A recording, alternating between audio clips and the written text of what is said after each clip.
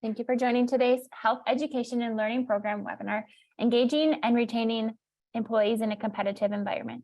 By attending this webinar, participants will build familiarity with the elements of staff sustainability cycle and the role that each plays in fostering engagement, retention, and continuous of services, adopt best practices at each stage of the cycle, and use tools to support staff sustainability best practices.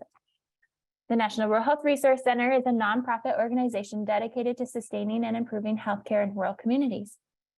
As the nation's leading technical assistance and knowledge center in rural health, the center focuses on 5 core areas: transition to value and population health, collaboration and partnership, performance improvement, health and information technology, and workforce.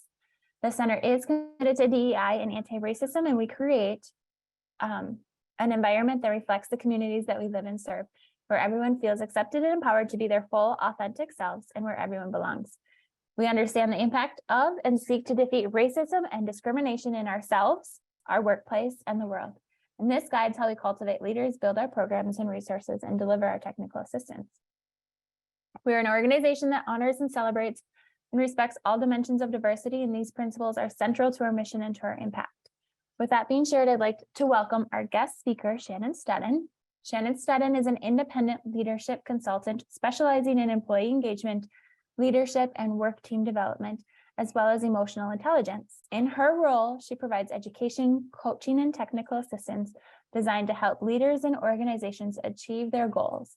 With over 20 years experience providing education and coaching to leaders in such fields as rural health, mining, and public utilities, Shannon uses a personalized, practical approach focused on measurable outcomes. She has her Master's of Science degree in Industrial and Organizational Psychology from the University of Tennessee at Chattanooga. Thank you, Shannon, and welcome to today's webinar. Thanks, Kiona, and thanks everybody for being here today. This is a topic that is very near and dear to my heart, so I'm excited to share some of the research with all of you, and also to get your input and hear about your experiences. Anything that you're willing to share can just help all of us learn. So I am going to share my screen. So here are the 2 big questions that we'll be answering today. I know I have very little doubt that everyone here today knows we're experiencing some major challenges when it comes to our healthcare workforce. It's a really tough environment right now. We know, rural hospitals in every part of the country are really struggling with rising salary expectations, workforce shortages, and we know that every time somebody leaves, a whole lot of knowledge walks out the door of the hospital with them. So my area of focus in my work with rural hospitals is on the people side of things. As Kiona said, my graduate work is in organizational psychology and the people side of organizations. And my areas of emphasis are around leadership and employee engagement. And the number one thing I hear about in every conversation I have with hospital leaders is all about the challenges associated with people retiring, people leaving for other opportunities. It's very difficult, as we all know, to keep up with the ever increasing salaries. And so it's a really, really difficult environment right now. Some of this we have no control over. I was just talking to a hospital yesterday who was really struggling with trying to keep up with traveling nurse salaries. That's something that we hear a lot of. That's something that we don't tend to have a whole lot of control over right now. Maybe long term, but in the short term, that's something that's tough to deal with. But the good news is that there are some things we can do to keep people from leaving in the first place. And so that's kind of what we're here to focus on today, are those things that we can control, factors that we know contribute to retention and make it less likely that people will leave for another opportunity. So our focus for today is on strengthening employee engagement. What can we do to strengthen engagement? And the positive impact that has not only on retaining employees, but also in helping them continue to stay feeling invested in their jobs and building a sense of meaning for them in the work that they do, which ultimately leads to better outcomes for patient and better patient experience and bottom line results for a hospital and clinic. So the 2 questions that we'll answer together today are, why do we care about engagement and retention? And then what can we do to strengthen engagement and retention and minimize the cost and the disruption that turnover causes? So here's the agenda. We'll take just a couple minutes to get grounded in the research, what we know about engagement and retention. We'll have a couple poll questions, as Kiona said, just to get a sense of where all of you stand on some of the topics that we're going to be talking about today. And then we'll kind of dive into something that we have entitled the staff sustainability cycle. I'll show more about that with you in a minute, and then have some opportunity at the end for any questions, any recommendations that you have. But please, as Kiona said, feel free to add questions or thoughts in the chat, or unmute yourself and share them at any point while we're together. So just to get us started, a couple pieces of information for us to consider as we start thinking about the topics for today. We know turnover and shortages are a huge problem. We know wages are a huge problem. Some of the data to support that, we don't want to spend a whole lot of time wallowing in the tough stuff, but just to get some data points in front of us. So there was a study by Press Ganey in December of last year that found the following. So 10.9% of all healthcare employees considered leaving their organization in 2022, which is up pretty significantly from the year before. And we know that over the course of the pandemic, departures, turnover increased. So we're still continuing, at least in the mindset of employees, to keep that trend going up. The study also found that 7.6% of healthcare workers don't think they'll be working at their organization 3 years from now. Still mindset. This isn't something that has happened yet, or definitely will happen, but this is where people's minds are right now.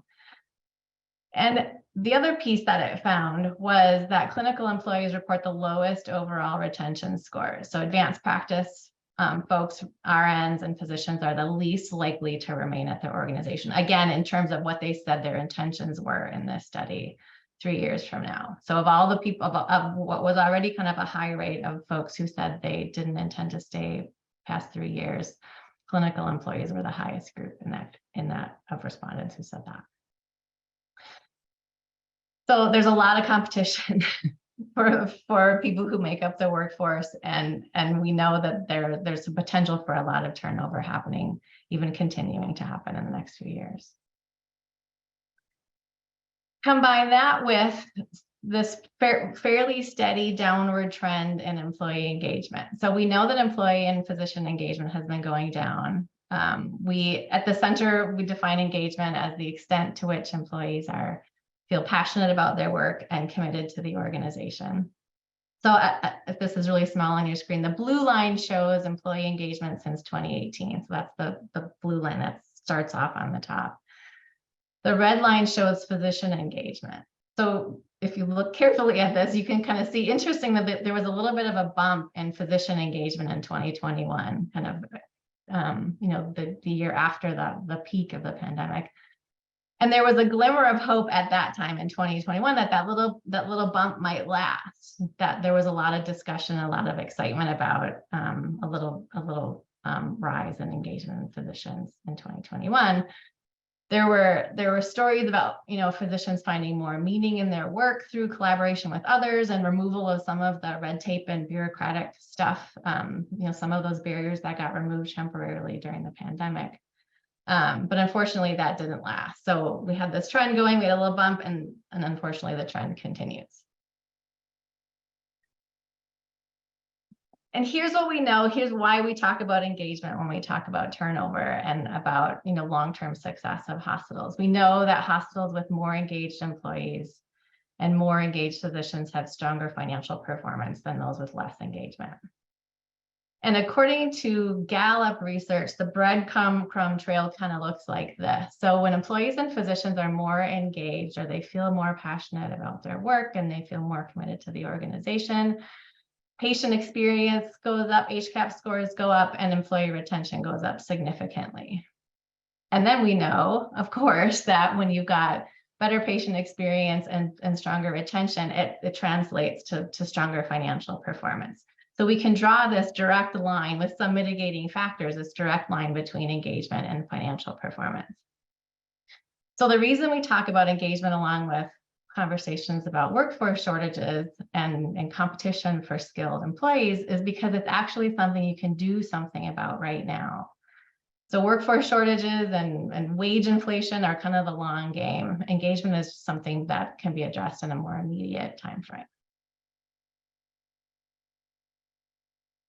So again, there's all kinds of research out there. Just one more supporting piece of evidence from Press Ganey that higher engagement with clinical and non-clinical staff. It's not just the clinical staff results in all the things that we really focus on in rural health for longevity of the organization. So clinical safety and quality scores, HCAP scores, higher net margins, and lower per patient spending for readmissions. Some really direct correlations. So what we'll spend most of our time exploring today is a roadmap for strengthening engagement through a hospital or clinic's people-related practices that we have entitled the staff sustainability cycle. So Terry Hill from the center and I created this cycle as just sort of a way to package what a lot of the research supports out there about specific practices that strengthen engagement and retention at all stages of the employee life cycle.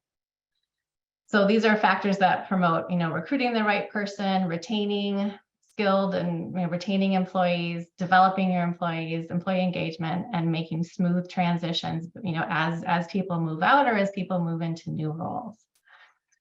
The cycle isn't just about the mechanics of it, the processes and the logistics associated with recruiting and onboarding and that kind of thing, but it's also about the underlying factors that help people feel excited about their work, help them feel like they're really part of the organization and the organization's mission, and that they're part of the solution for ensuring smooth transitions. So you can see that there are 5 components of the cycle, and over the course of the next 45 minutes, we'll kind of dip our toes into each one. We'll take a look at a couple of best practices supported by the research in each one of these. We'll cover a lot of things, and the point isn't for you to take a look at this and think, oh my gosh, we'll never be able to do all of this. But just if you can find 1 or 2 nuggets that might be most relevant for you, and if you're willing to share anything with all the rest of us that either you've found success with yourself or that you have seen successes with in the hospitals that you work with. So even with all that we'll cover, we'll just be scratching the surface. So please know there are a lot more resources out there, and I will point some of those out before we leave today. We also have some tools to share with you that you can use to help you with anything you might choose as your nugget of the day. And those will be on the playback page once the recording of this webinar is posted on the center's website.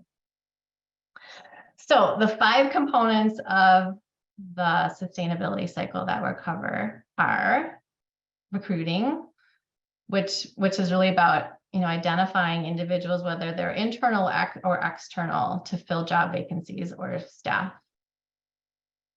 Onboarding, which is, most of you probably know, is all about bringing a new employee into the organization. Learning and development, which is about promoting growth and developing employees' knowledge, skills, and capabilities that drive business performance. Engagement, which, as I said a minute ago, is about the extent to which employees feel passionate about their work and committed to the organization. So it might sound kind of redundant when we say the ways to promote engagement include one element that we call engagement. So, but this is where we're going to dive really deep into practices that foster engagement that maybe don't fit into one of the other 4 categories. So really specific, kind of time limited things around recruiting and onboarding and succession planning. And the engagement category in the cycle is really the sort of the catch-all for everything that doesn't fit specifically into one of these other processes. And then succession planning, which is about creating processes to support continuity in critical roles within an organization. and it involves identifying future staffing needs and being really proactive about taking action to ensure that those staffing needs are met. So we'll go through some of these a little bit quickly, like recruiting and onboarding. You know, they're, like I said, they're kind of time limited, but just to kind of hit the highlights, so that gives us some more time to dig into some of the more involved elements of the cycle, like learning and development and like engagement. So let's take a minute and do a couple poll questions just to get your input on some of this. So the first question is, which of the 5 elements of the sustainability cycle does your organization handle especially well, or have you seen most, well, the best handled by the hospitals and clinics that you work with? So it looks like learning and development is the big winner. Onboarding and engagement coming in tied at second. So it's like definitely some work to be done in recruiting and succession planning, and maybe if we get a chance, or if the mood strikes, so when we talk about learning and development, we'd love to hear some of the successful practices that you've seen or that you've implemented. Thanks, Kiona. All right, let's close that one and let's open the next poll, which is, which element does your organization or the organizations that you work with have the most room for improvement on? Oh, surprising. I was expecting to see the vast majority say recruiting. So engagement and succession planning tied for first, and recruiting coming in third. All right. So sounds like, so we've seen some successes with learning and development and the first question, as well as onboarding and engagement. And then we've got engagement also listed on our biggest opportunity for improvement, along with succession planning and recruiting. Okay, thank you. That's really helpful. It kind of helps me think about where we can focus our time most. So thanks for sharing. And again, any thoughts that you have, we'd love to see them in chat or have you unmute and share them. Okay, so let's get started at the top of the cycle with recruiting. So we define recruiting as identifying and soliciting individuals, whether they're from inside the organization or outside the organization, to fill job vacancies or staff for growth. And sometimes it can seem a little bit surprising to see recruiting listed when we talk about practices to support employee engagement. Recruiting is really a critical place, an area of focus, because of what we know about first impressions. You know, that when your introduction to an organization really sets the stage for how you view the organization and your place in it. And so recruiting can be a really, I don't want to say easy, but a really obvious first step to focus, because there's usually very concrete things that can be done. And it can have a major impact on kind of getting people started off on the right foot when it comes to engagement. So I'll share some of what we know, some best practices that we know when it comes to recruiting. But again, if you have anything that you have seen or done that has been particularly successful, please put it in chat. We would love to hear your recommendations.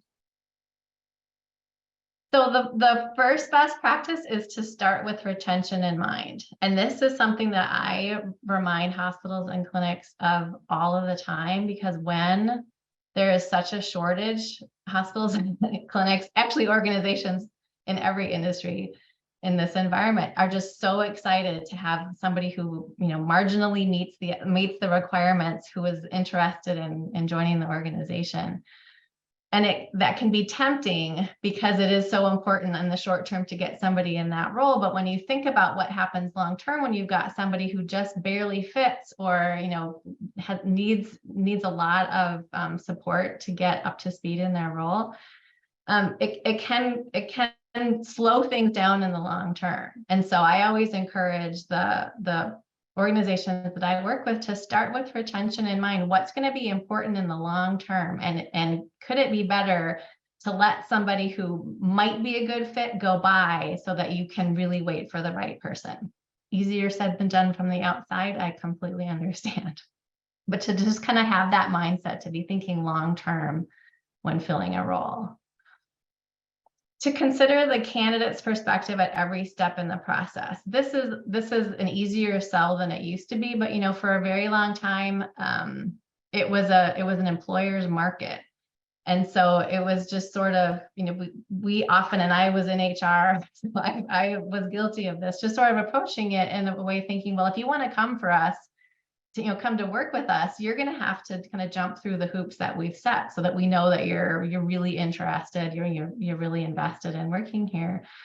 And it can turn candidates off. That was probably not a good practice even when it was an employer's market, and can really be detrimental in today's market. So to really think about from the candidate side, how can we make applying as easy as possible? How can we give them as much information as they need so they have to ask for fewer and fewer bits of information to really get an understanding of what the job is like, what the organization is like, what it's like to work there.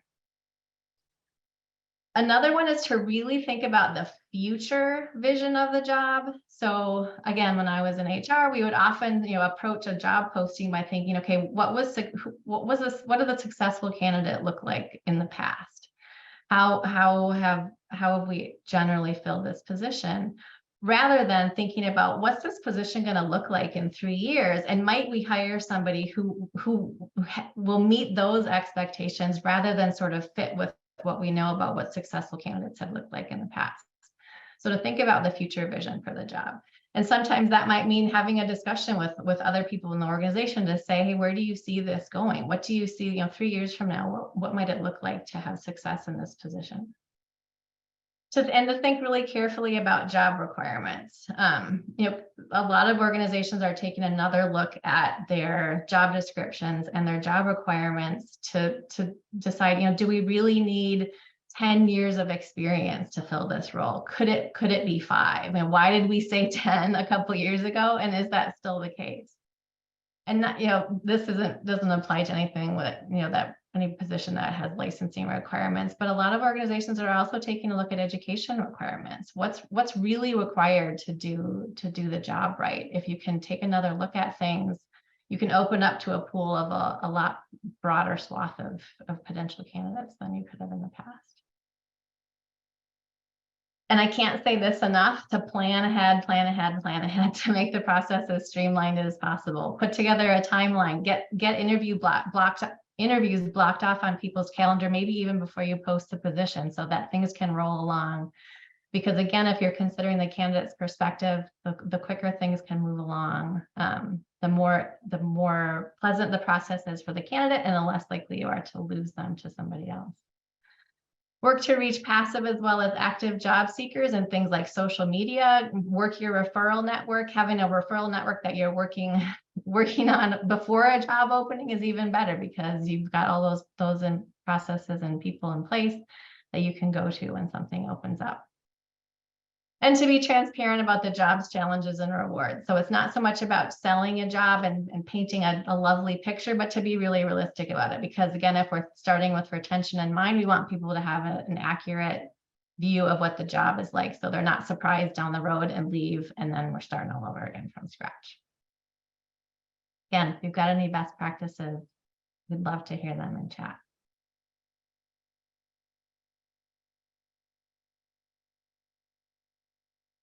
Onboarding is the next element in the cycle, which is about bringing a new employee into the organization. We can divide onboarding into 3 phases. So pre-boarding, which I love because it makes me think about planes. Any activities that take place before an employee's first day in the job. Orientation, I think we're all pretty familiar with. It's about really helping employees settle in and get acclimated to their new position, to the organization. And then a little bit farther down the road is about integration. So building employees' comfort and confidence with the job and the culture. So onboarding doesn't necessarily stop when the formal orientation stops. It continues on into the future as the integration process takes place.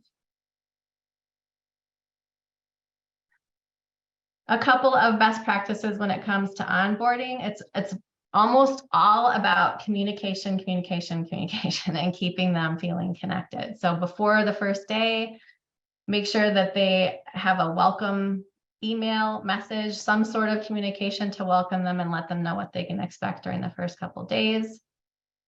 Onboarding buddies are a really well-received practice. So not necessarily their supervisor, but it could be a coworker. It could even be somebody in a different department, just someone that they can go to ask questions that they may be a little bit reluctant to ask their supervisor about. So, more kind of practical day-to-day things. Develop and share a detailed plan for the first few weeks on the job. What can they expect on the first couple of weeks? When might they be in training? When might they be on the job? Might they be in meetings? Who might they be meeting with? What do the first few weeks look like? And this can all happen up ahead of time so that they have a really good sense of what to expect in their first couple of weeks. If you've ever been new in a position, it can be a little bit overwhelming. So to think carefully about interspersing learning time with just some time to have some quiet time to get some things done, to reflect a little bit, to process all of the information that's coming in. Frequent check-ins can be difficult when you're really busy as a supervisor or a leader, but to check in frequently just to see how things are going. Ask what kind of questions they have and what kind of information or resources would be helpful for them. And again, this is easy to say, hard to do in a busy department, but to help employees get to know each other personally as well as professionally. So setting up some coffee meetings or some after work time, just some time to have people connect, have new employees connect on a personal level with their colleagues.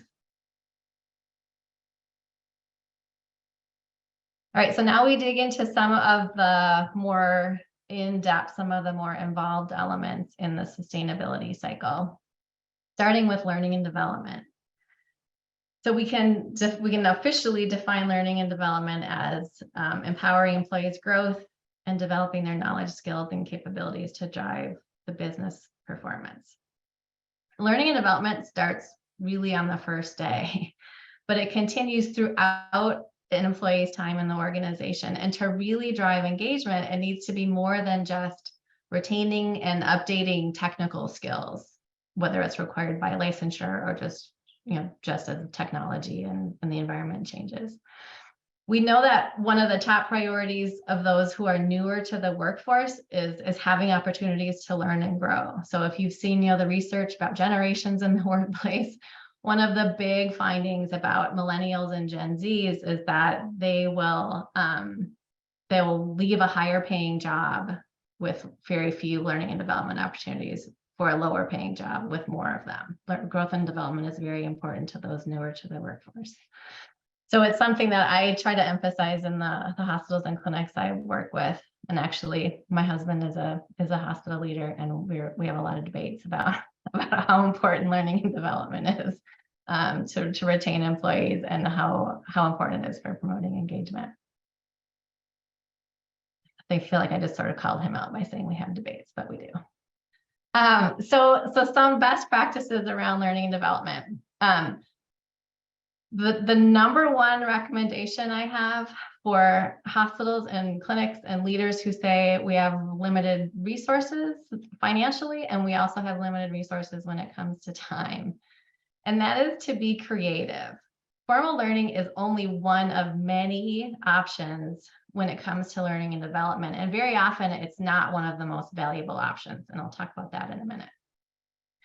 On-the-job experiences provide very valuable learning opportunities, particularly when they're paired with support from others. So it's sort of this technical knowledge that you gain when you learn on the job, plus having the social support. That's sort of that's where the magic happens, is when you've got both of those. Those two things combined really promote engagement on the part of an employee. So on-the-job experiences get the job done. So it's not just taking time away from work, but it gets the job done, and it helps people develop in the process.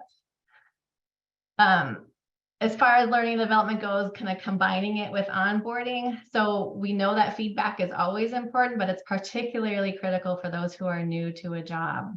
It's not only about, if you've got an RN who has come from another hospital, giving them feedback is great.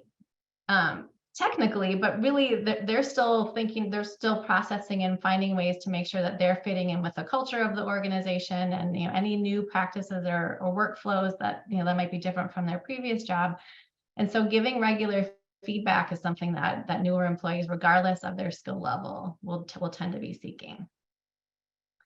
Coaching and mentoring relationships can be incredibly valuable for helping employees get new perspectives, learn by, through modeling and through getting input from people who are not necessarily their supervisors. So supervisors can do a lot of great things when it comes to coaching. But it's also nice to have somebody who might be outside of a reporting relationship, because that tends to foster a little bit more honest, open conversations with a little bit less, less risk of when you disclose, gosh, I don't feel like I'm really doing a very good job with X. It's easier to say that to somebody else than to your own manager. And we know formal learning often provides networking opportunities. So while formal learning may be used less often than other avenues of learning, it can certainly provide some good knowledge and skill development. But in addition, it can provide networking. And if you think about, conferences that you may have gone to, or any, multi-day workshops that you've gone to, some of the biggest value just comes from networking and connecting with people who are wear similar shoes as you. And that information sharing often continues after you've left that event. So some of you may have seen this before. I spent a lot of time in learning and development, and so we spent a lot of time talking about the 70-20-10 rule. So the 70-20-10 rule goes like this. So generally, there's all kinds of research about where the most value, where the most bang for the buck or the bang for the hour comes when it comes to learning and development. And there's some uncertainty about the origins of this 70-20-10 rule, but generally the theory goes like this. So 70% of meaningful learning happens through on-the-job experiences. 20% of it happens through interactions with others. Whoops, let me click to get this up here. And the last 10% through formal learning. So if you're thinking about how can I allocate resources and time and think about planning when it comes to learning and development, this is a very broad general guideline. There was a study done in the mid-90s that asked executives to think about the key things they've learned in their careers and how they learn them. And that's one theory of how this 70-20-10 rule came about. So these exact proportions may or may not be accurate, but the general consensus with the research that's been done since is that this is generally speaking a pretty solid way to think about the most valuable way to allocate time and energy when it comes to learning and development is really focus on the job experiences, mentoring and coaching through interactions with others, and then that formal learning for any, really formal technical knowledge that is best delivered in a formal environment. So on the job experiences, things like learning by doing, having stretch assignments. Stretch assignments can be a great way for folks to learn. This is often part of the debate in my own house, where my husband will say, I do not have time to send people out. Well, do you have time to put them on a project that maybe you would have put somebody else on, and then coach them through that whole experience, in a way to continue to have the project move forward, and then also to develop somebody and give them a little bit of a challenge in their current job. And job shadowing is another way for people to get experience with jobs outside their own, to expand their view of the department or the organization or patient care, the patient care or workflow, whatever that is, can really help people kind of broaden people's view. Interactions with others, coaching, feedback, giving feedback on a regular basis, mentoring, teaching others, all of those can be valuable. And teaching others is something we often kind of overlook, the opportunities for more seasoned employees to teach others, even newer employees. If you've ever had to teach something, you learn it better in preparation for teaching than you do when you just do it by yourself. So teaching others can actually be an opportunity to hit two birds with one stone. You can help the teacher as well as the learner.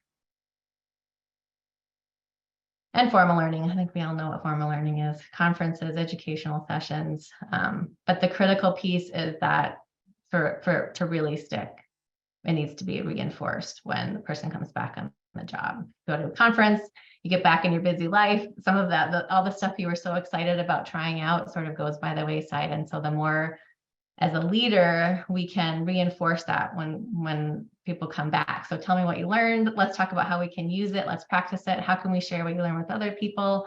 All of that really maximizes the return on that investment of time and money.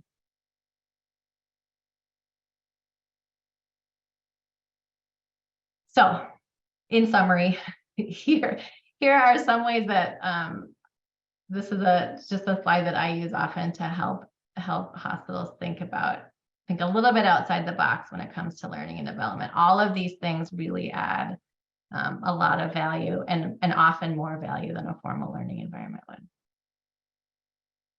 And when this becomes just a regular part of how things are done in an organization, it fosters this continuous learning in the environment of being in a learning organization, which we know fosters engagement, and we also know leads to long-term organizational success. It kind of builds this culture where learning and development and helping other people learn and develop is just part of how we do things around here.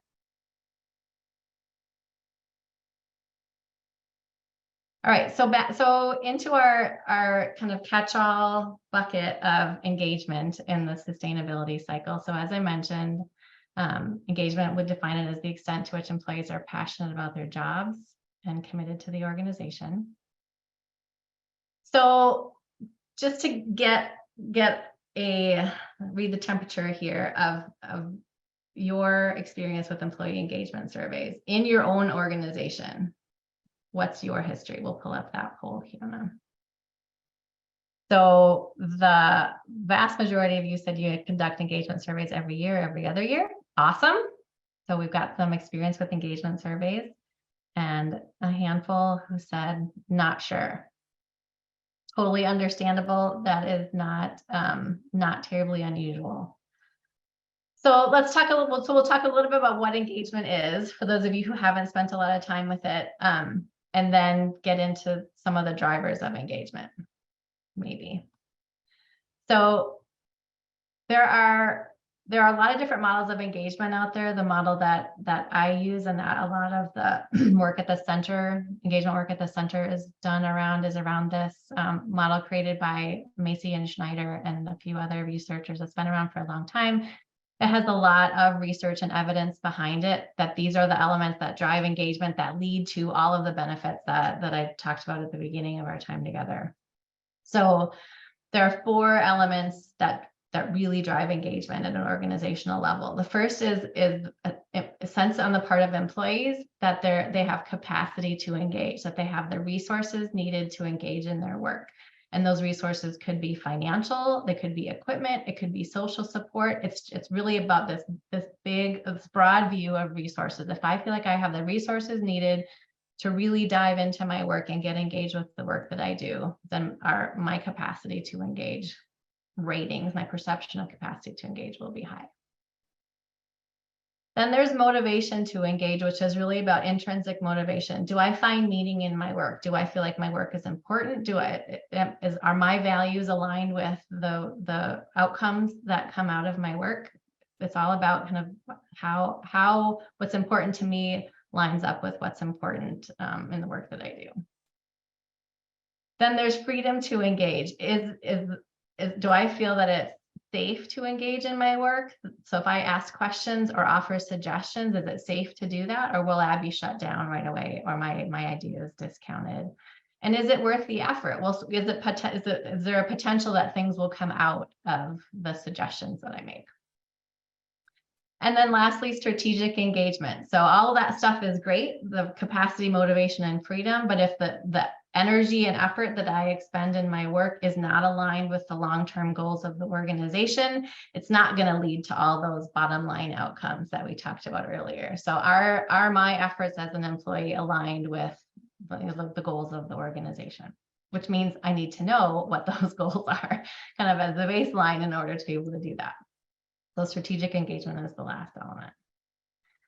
And what we know about the connection between leaders and engagement is that leaders have the single strongest impact on the engagement of any individual employee than anything else in the organization. So Gallup in multiple studies has found that a significant amount of variance in a team's engagement is related to their leader. 70% is a pretty consistent number that comes up. The quote is that managers create the condition that promote the behaviors of engaged employees, or the opposite, the behaviors of disengaged employees, with the relationship that a leader establishes with each individual on their team. That's really the key. So leaders have a significant impact on engagement. So that's often one of the places to start if I'm working with a hospital who would like to get to increase their engagement. Often one of the first places to look is at the leaders, and do they have the skills and the knowledge that they need to really build strong, trusting relationships with their employees? And if not, what can we do to support them in the work that they do?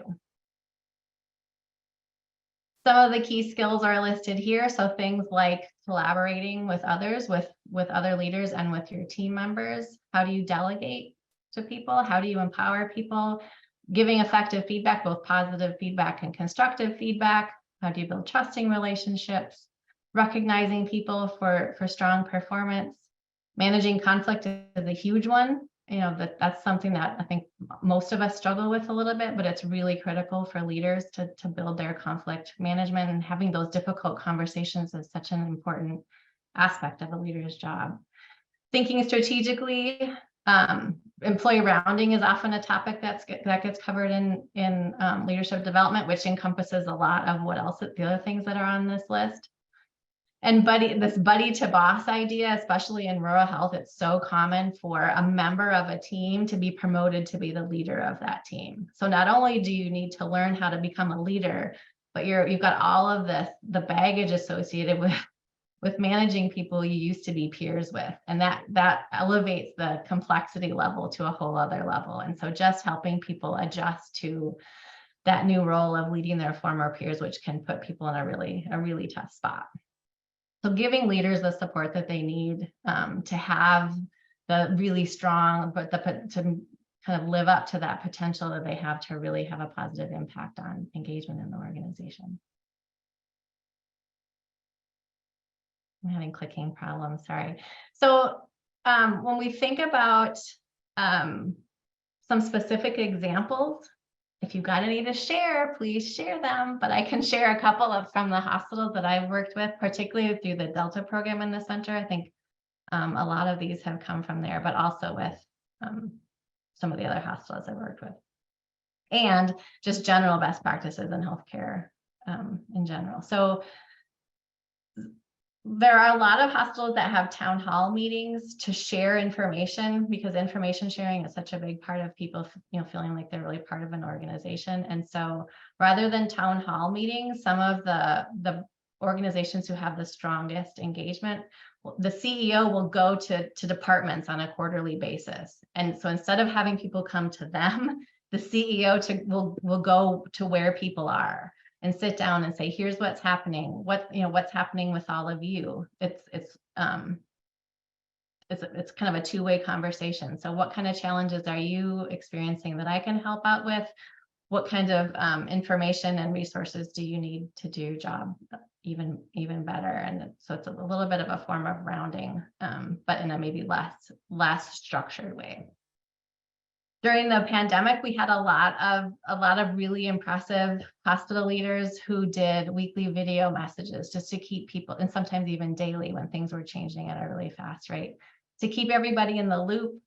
Since everybody was almost never in the same place, a town hall meeting would have been really difficult in a time of crisis. And so putting out internal video messages that to give people the information that they need, but using a mechanism that was more palatable for people.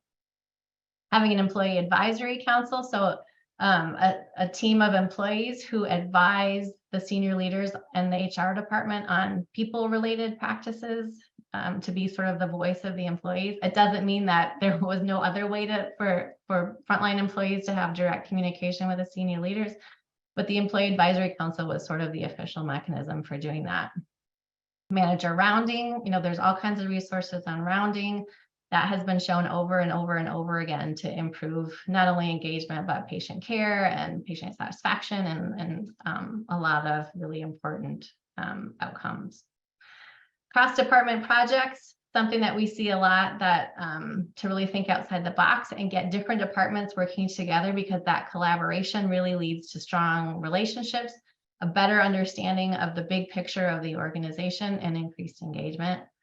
And then just regular development conversations between managers and their employees. So, you know, we often have a mechanism for performance management conversations or performance evaluations, but on a regular basis to have development conversations to tap into each employee's career goals and what's important to them, and how we as leaders can support them, you know, learning what they want to learn, getting to a role they're wanting to get to, and getting exposed to the things that they're interested in. Oh, and I am not clicking, and I'm sorry. There's all the things I just said. I'll do a quick dip into succession planning, but before I do that, I just want to put out a specific call for if you've got any best practices to add to the list. We'd love to see them in chat. Oh, and I see one from Rhonda that I missed a long time ago. So Rhonda says, so the pre-boarding process, using the buddy system. The buddy calls the new employee before they start, see if the new employee will send a picture in advance so staff know what they look like. That can be fabulous in a virtual environment. So that everybody recognizes that new person when they come. Love that. That's a great example. And it really helps, you know, someone who's coming into an organization feel part of it. If people are interested enough, you know, to ask them questions and make sure that they're getting set up so that people recognize them when they come in or when they join a virtual meeting. Love that idea. If anybody's got one to add, love to see it in chat.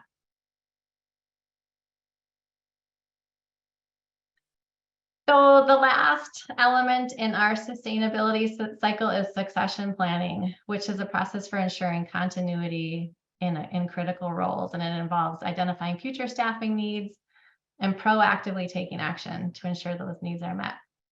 So the succession planning process looks like this. You identify the job requirements and the characteristics of successful candidates.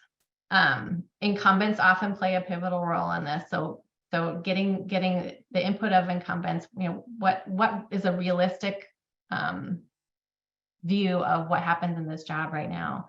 And again, thinking about the future, when we were talking about recruiting, thinking about the future of this role, what would a successful candidate look like?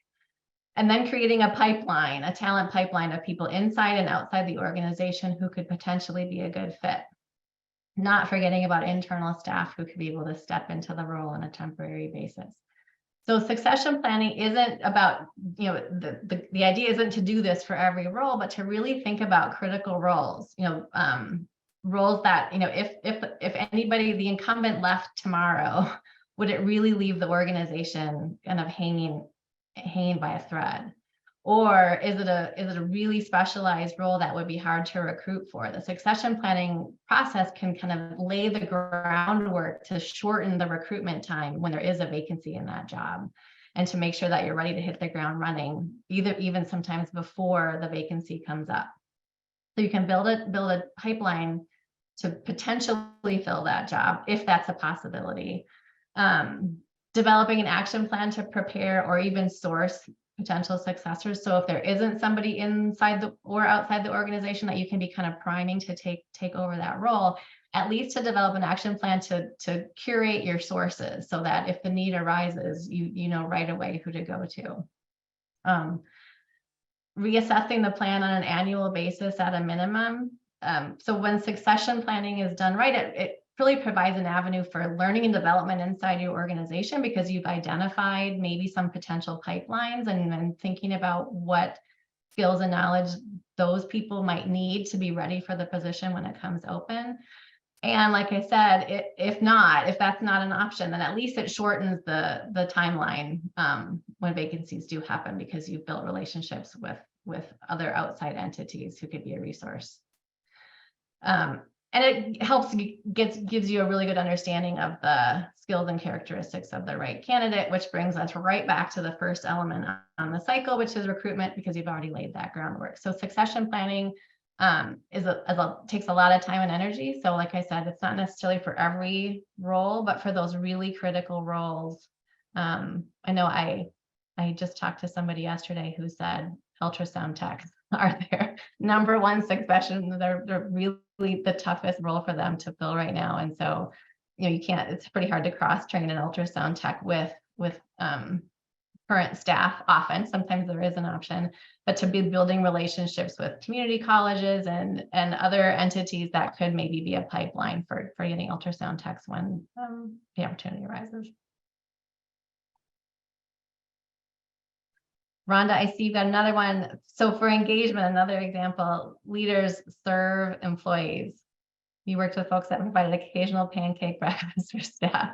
Leaders cook and serve staff. Love that. And that sort of fits with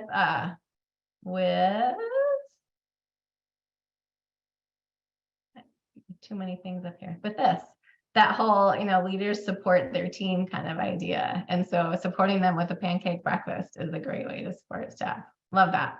Yeah. And that usually it seems so simple, but it's something that really generates enthusiasm and kind of changes the dynamic a little bit. That can be a really fun thing to do. Love that example.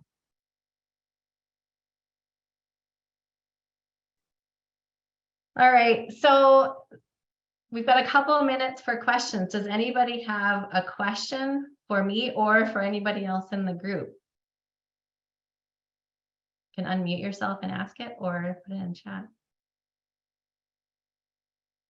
While we have open time for questions, I'm going to launch the final polling questions. If you guys could take a moment to answer those as well. Awesome. There's a comment in the chat box from Rhonda, and she is sharing her experience. She said, I still remember when I joined the center, I traveled to Minnesota to meet the team. And the team had a potluck and everyone brought a Minnesota dish. I still remember green Jell-O, hot dishes, and Velveeta cheese dip. And you still came back to Minnesota after that, Rhonda. That's great.